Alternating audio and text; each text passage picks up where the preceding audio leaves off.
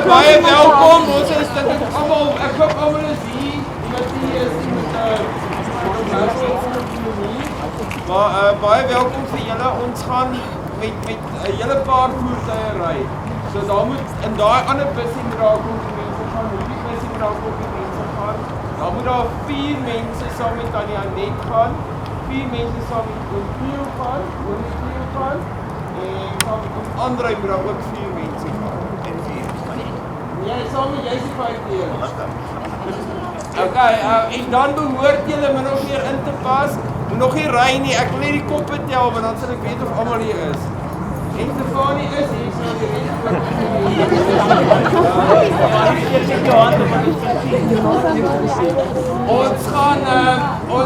ons gaan 2 stoppe hê. Die ene gaan wees by die Ultra City, sommer net die ander kant by Woester.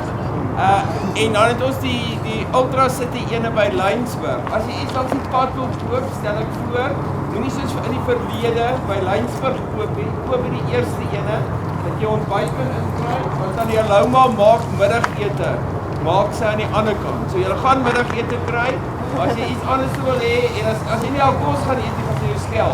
So, jy moet maar eers koop liefst in die eerste garage, die tweede garage van die vinnige stop eet, en dan sit Merwel toe, dan sien jy 'n kafee vir 'n week lank nie, en jy kan,